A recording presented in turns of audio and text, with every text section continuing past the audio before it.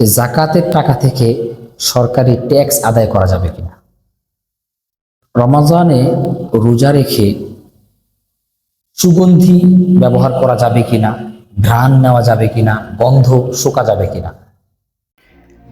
Ask MMI, মনের গভীরের প্রশ্নগুলো খুলে বলুন আর উত্তর খুঁজে নিন কোরআন ও নবীর সিরাত থেকে মাওলানা মুঈনুল ইসলামের সাথে। আপনার প্রশ্নগুলো পাঠিয়ে দিন মেসেঞ্জার অথবা হোয়াটসঅ্যাপে। জাযাকাল্লাহ। বিসমিল্লাহির রহমানির রহিম, আলহামদুলিল্লাহি রাব্বিল আলামিন, ওয়াসসালাতু ওয়াসসালামু আলা সাইয়্যিদিনা মুহাম্মদ ওয়া আলা আলিহি ওয়া সাহবিহি আজমাইন, আম্মা বা'দ। 11 রমজান চলছে আজকে, মাগফিরাতের দিবস শুরু হয়ে গিয়েছে, রহমতের দিনগুলো একে একে শেষ হয়ে গিয়েছে। আমাদের দেখার বিষয় হলো আমরা এই 10 দিন কি অর্জন করতে পারলাম, আমাদের তাকওয়ার পথে কতটা আমরা অগ্রসর হলাম, রমজানের যে উদ্দেশ্য সেদিকে আমরা কতটা এগিয়ে আসতে পারলাম, আল্লাহ রাব্বুল ইজ্জতের সাথে সম্পর্ক আমাদের কতটা জোরদার হলো, এটা হলো আমাদের মূল লক্ষণীয় বিষয়। যদি এমন হয় যে 10 দিন কাটলো, দিনের বেলা না খেয়ে থাকলাম, বাকি আমার জীবন সারাদিন সবসময় যেভাবে চলে সেভাবেই চললো, তাহলে এটা আমার জন্য কোনো সুখবর নয়। এই 10 দিন আমি কিছুই অর্জন করতে পারলাম না। এর আগে একটা প্রশ্নের উত্তরে আমরা বলেছিলাম যে রমাদান শুধুমাত্র না খেয়ে থাকার নাম নয়, রোজা এটা শরীরের প্রত্যেকটা অঙ্গ প্রত্যঙ্গের রোজা। না খেয়ে থাকাটা পেটের রোজা,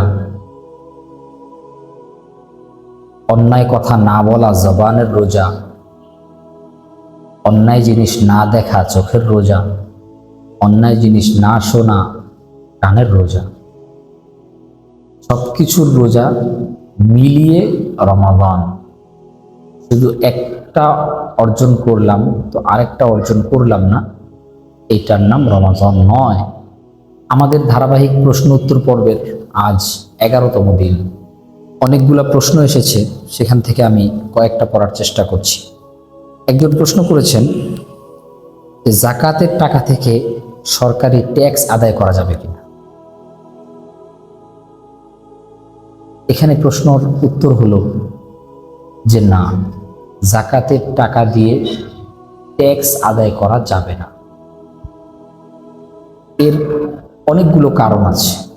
এর মধ্যে 1 নাম্বার কারণ হলো জাকাত সম্পূর্ণ গরিব মিসকিনের হক এবং জাকাতের নির্দিষ্ট কিছু খাত আছে যে জাকাতকে এই খাতে ব্যবহার করা যাবে, এই খাতে ব্যবহার করা যাবে না।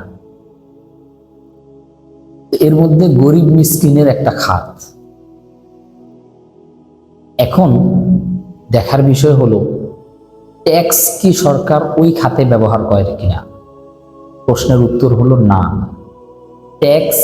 ট্যাক্সের টাকা সরকার জনগণের স্বার্থে বিভিন্ন প্রকল্পে খরচ করে। এই ট্যাক্সের টাকার ফল জনগণ প্রত্যেকেই সুবিধা পায়, বিভিন্নভাবে সুবিধা পায়। এমনকি বলতে গেলে নাগরিক হিসাবে প্রত্যেকেই ট্যাক্সের টাকার সুবিধা পায়। আমি যদি ট্যাক্স দেই তাহলে এর কোনো না কোনোভাবে সুবিধা আমি পাবো, কোনো না কোনো সরকার আমাকে উপকার করবে, সেই উপকার আমি গ্রহণ করব। তো এখানেই মূল বিষয় যে জাকাতের টাকা, আমি যাকে জাকাত দিব তাকে জাকাত দেওয়ার পর তার থেকে কোনো রকমের উপকার আমি নিতে পারবো না। ওই টাকা থেকে উপকার নিতে পারবো না, ওই ব্যক্তি থেকেও আমি উপকার নিতে পারবো না। তাহলে এখানেই তো দুটো ভিন্ন। ট্যাক্সের টাকায়, আমার টাকায় আমি উপকার ভোগ করলাম, জাকাতের টাকায় আমার টাকায় ফকির উপভোগ করবে, ভোগ করবে, আমি ভোগ করব না। এখন যদি আমি জাকাতের টাকা দিয়ে ট্যাক্স দেই তাহলে তো এই ভোগটা আমার হয়ে গেল। সুতরাং জাকাতের টাকা ট্যাক্সে দেওয়া যাবে না, দিলে জাকাত আদায় হবে না। আমি যদি আমার উপরে 10,000 টাকা জাকাত এসেছে, আমি 9,000 টাকা ফকির মিসকিনকে দিলাম, উপযুক্ত ব্যক্তিদেরকে দিলাম, তো 1000 টাকা ট্যাক্স দিলাম, তাহলে ওই 1000 টাকা আমার আদায় হয়নি, 9000 টাকা আদায় হয়েছে। সুতরাং সর্বোপরি কথা হলো, যাকাতের টাকা দিয়ে ট্যাক্স দেওয়া যাবে না। আরেকজন প্রশ্ন করেছেন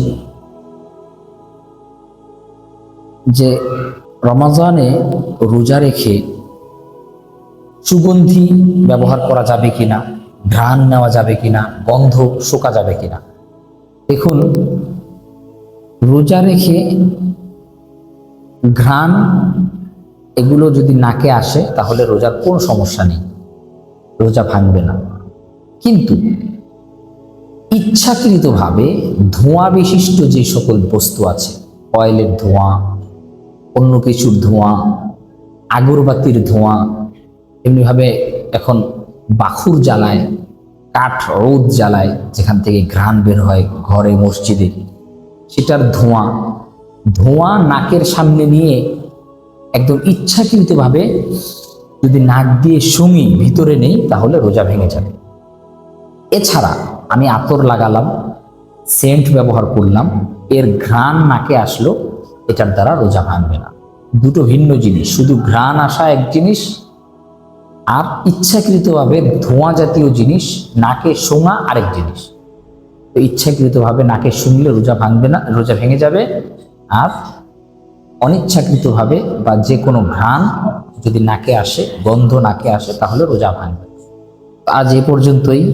আল্লাহর কাছে দোয়া করি, দোয়া কামনা করি যে আল্লাহ যেন আমাদেরকে রমজানের প্রকৃত উদ্দেশ্য হাসিল করার তৌফিক দান করেন।